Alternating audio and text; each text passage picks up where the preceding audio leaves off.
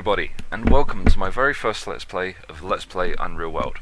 Now this is an awesome game. It's a survival RPG roguelike. It's been in development for 24 years now. It's been essentially made by one guy, Sami Morainen, I believe is how you pronounce it. He has been working on this on his own for years now. I think it's recently he's got a bit of help for it, but he has done a phenomenal job. It's in current version is version 3.18, beta 4. It's a really good game, really a lot of content in there, and it's constantly being updated, constantly being developed even further.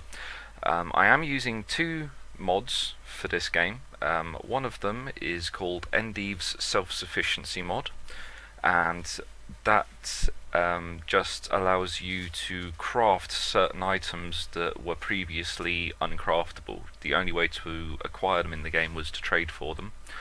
And the other mods that I'm using is called Roam's Tile Set. It's just a graphical enhancement. So without further ado, we're going to get into it and create a new character. We have no saved characters, we have no ancestors. This is oh no, we do have one ancestor. That was a tester to try and get my levels sorted out. But we're going to create a new character, custom, Wolfric. And here you have the different cultures that you can choose from. There are 10 cultures that are playable and one that is unplayable. We'll get to them in a bit. If you press F1 over them, then it brings up a description of what they're like, their backstory. It's just flavour text really. This is more for the RPG element. We're going to be playing as the Calmalainen. They are known as the hunters and woodsmen of the game really. So we're going to be playing as them. We're going to be male.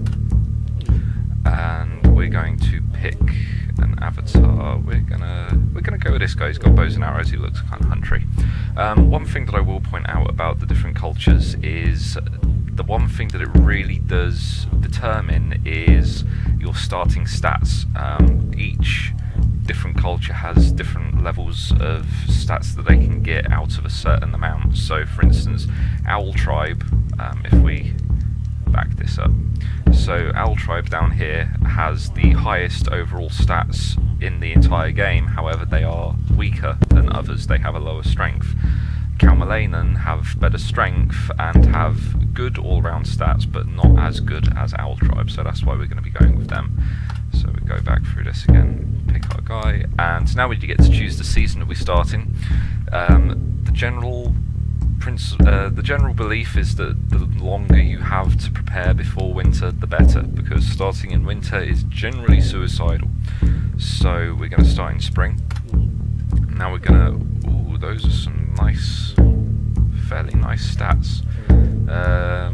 We can re-roll them if we want. Let's have a look. As a hunter, we're going to want high dexterity. We're going to want high dexterity and agility for our bow and spear skill. Strength would be nice as well. So we've got high dexterity and agility, and strength isn't bad. Endurance is good. Endurance determines your carry weight and how well you deal with injuries. Speed isn't too bad. Eyesight is good. You know what? We're going to just go with that. We're going to go with the initial stats. Here are our rituals. The game is what you would call low fantasy. There is no magic in there. There are no such thing as wizards or dragons or any kind of phenomenal creatures like that. It's a historically based game. It's set in Iron Age Finland. So there is a basic system for spirits in the world. It's very pagan in essence. And you learn throughout the game different rituals. We start off with 2. Every game you start off with 2. And by performing these rituals, they can help with whatever task that is specific to. So, hunting incantation are one up here. You perform this in the morning before you go hunting, and supposedly you will get better results from your hunt. You may come in contact with either more prey or a larger animal for prey. However, a lot of it can be viewed as coincidence. It's not cut and dry. It's very blurred. But generally, the more in harmony with nature you live, then the better luck you'll get. So we've got hunting incantation, which I already said supposedly increases your chances of getting a successful hunt, and we've got general sacrifice. So after you make a kill on a hunt, or if you're fishing, then just sacrifice a cut of meat and it will keep the spirits happy. So we're going to hit escape and take us onto our skills.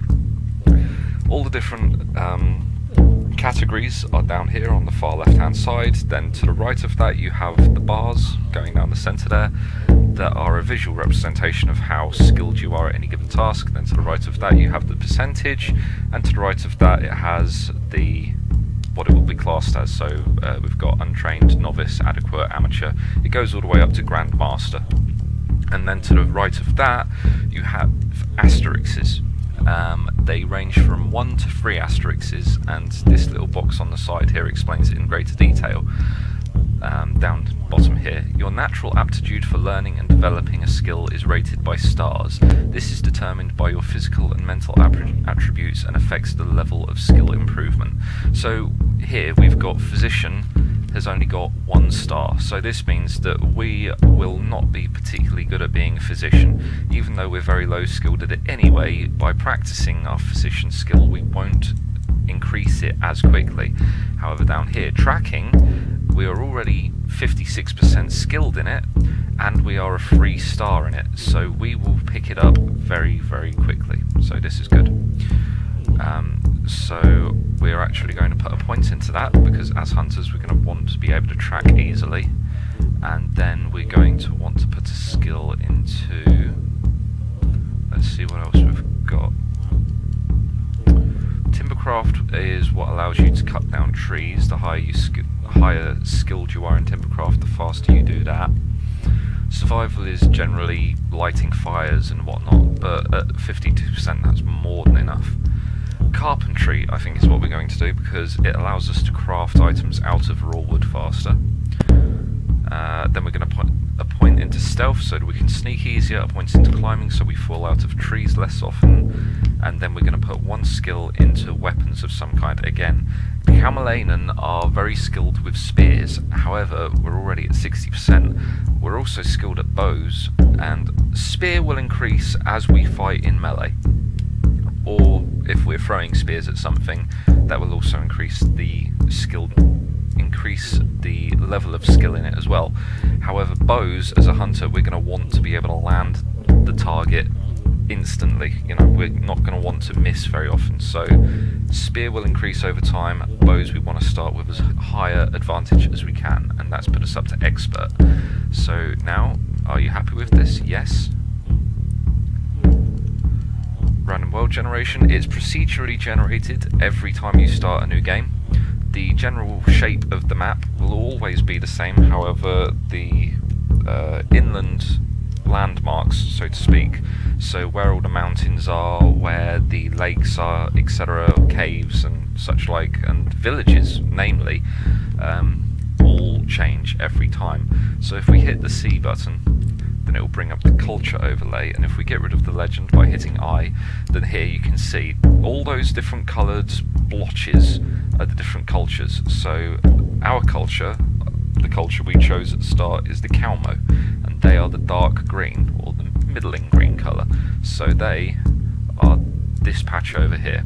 Now as hunters, this area is generally quite well stocked with game. The further north you go and into all these areas outside of the blotches, then generally the more game you find. No Man's Land is also always going to be higher in game than the actual civilized areas.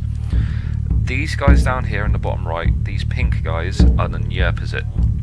They are the bad guys of the game. They are the 11th culture that I mentioned, the unplayable ones. Now if this is Iron Age Finland, then think of these guys as the Vikings. These guys rape and pillage and just roam across the entire map, killing anyone they come across. If you run into them, then the best idea is to run away unless you are really prepared for a fight. Taking down one of them on their own isn't too hard, and it's a great fun challenge to do. But if you run into a camp of theirs or a hunting party of a couple of people, just run run unless you are wearing heavy armour and very skilled in weapons, because you will get taken down. So they are down there, and they do roam across the map. So what we're going to do now is we're just going to randomise our starting location a little bit by hitting R, and we're going to aim somewhere near our own culture. A lot of people will start down in the far left hand corner with this light blue area. They are the Drig. They are the most highly civilized culture in the game, so they had a lot more variance in the goods that you're able to trade from them. However, I have the ND self-sufficiency mod installed, which allows me to craft most of what I'm going to need, so I'm not too worried about having access to shops. So we're going to start a little bit more in the middle of nowhere, or in less civilized areas, I should say. So we're just going to randomise a little bit more, and we really want somewhere close to a lake. Oh, I like that. That looks really good. Let's zoom in a bit, hitting the plus button. Now we'll just move around using the arrow keys, and we'll hit C to take the map off. And that's nice. There's a fair amount of lakes in that area, a lot of dense woodland and mountain ranges. So yeah, we're going to start there, and as you can see, there are villages to the south, there are villages to the west, and there are a load of villages and rivers and lakes to the east as well, and those are our own tribesmen. So that's what we're going to do. We're going to start here, so we're going to hit E to enter the world. And now it's going to bring up our startup scenarios. This is more for the role-playing aspect of the game, but it also assists in determining your starting items. So the top one, Unreal World, is just throw you into the world and leave you to it. Down here, I want to be a fisherman. Carrying extensive fishing equipment, you start to follow your path as a fisherman. This is considered, in most cases, one of the easiest starts in the game, because it starts you off with 2 fishing nets, and fishing nets are generally one of the hardest to come by items in the game. And they're believed very useful because they allow you to passive fish. So you just go to a water source like a river or a lake, plop the nets down, and you can leave them for 24 hours and go and do something else. Come back in 24 hours, check them, and you may or may not have caught fish, but at least while you are waiting those 24 hours, you can be doing something else. So it's passive food gathering. The same with traps and trapping. This one here, it starts you off with tools and different traps to use. Trapping, I don't have a lot of experience with, but the experience I have got is rather unsuccessful, so I'm not a big fan of that. Hurt, Helpless and Afraid is one of the hardest ones. Wounded and Left for Dead, you struggle to survive in the wilderness. I've heard from a lot of people that the hardest challenge to start off with is to play Hurt, Helpless and Afraid in autumn and winter. Essentially, I wouldn't believe that you'd be able to survive for more than a day or two in that, but apparently people have. And another hard one is Runaway Slave. Having been a slave to the Nyerpazit for years, you finally take a step to escape from your captors. I can say now I have never succeeded at all with this start. I die within the first 5 minutes, and I don't actually know anyone that has survived that start. But what we're going to do is we're going to go for this unfortunate hunting trip. Your father lies dead on the ground, and the beast who killed him is still present.